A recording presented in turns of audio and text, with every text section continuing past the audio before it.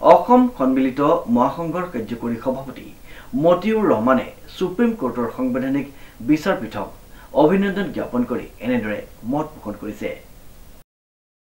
Supreme কোৰ্টে electoral বণ্ডক অসাংবিধানিক আখ্যা দিয়াটো গণতন্ত্ৰ সুৰক্ষিত কৰাৰ প্ৰথম পদক্ষেপ হিচাপে আমি অসম সন্মিলিত মহাসংঘই অভিহিত কৰিছোঁ।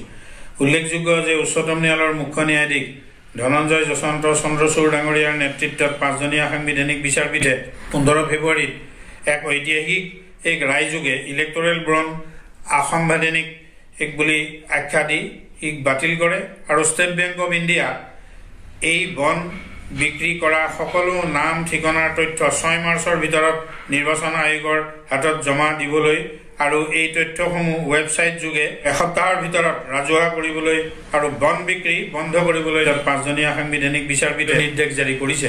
এয়া অত্যন্ত গৌৰৱৰ কথা যে ভাৰতৰ গণতন্ত্ৰ সুৰক্ষিত কৰাৰ ক্ষেত্ৰত মাননীয় উচ্চতম ন্যায়ালয়ে এয়া এক উচিত পদক্ষেপ লৈছে আৰু সেইকাৰণে অসম সন্মিলিত মহাসংঘই সুপ্ৰিম কোৰ্টৰ 5জনীয়া সাংবিধানিক বিচাৰপীঠ ধন্যবাদ জ্ঞাপন কৰিছে।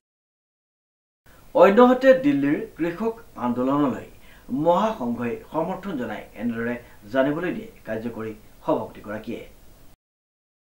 দিল্লীত চলি থকা কৃষক আন্দোলনলৈ মহাসংঘৰ পূৰ্ণ সমৰ্থন।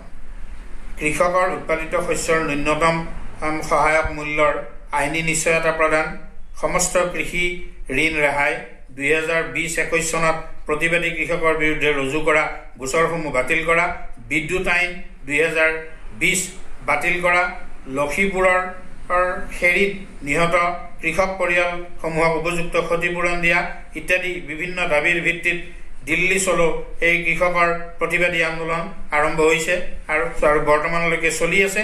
সংযুক্ত কিষাণ মৰ্চা আৰু কিষাণ মজদুৰ মৰ্চাৰ নেতৃত্বত এই কৃষক আন্দোলন আৰম্ভ হৈছে। দেশৰ বিভিন্ন প্ৰান্তৰ 350টা সৰু ডাঙৰ কৃষক সংগঠনে এই সংগ্ৰামত জড়িত হৈছে। উত্তৰ প্ৰদেশ, হাৰিয়ানা, পঞ্জাৱৰ কৃষকসকলে 2500 ট্ৰেক্টৰ আৰু 500 গাড়ীত 6 মাহৰ খাদ্য সামগ্ৰী লৈ এই আন্দোলনত অংশগ্ৰহণ কৰিবৰ কাৰণে পৰ্যায়ক্ৰমে সমবেত হৈছেহি।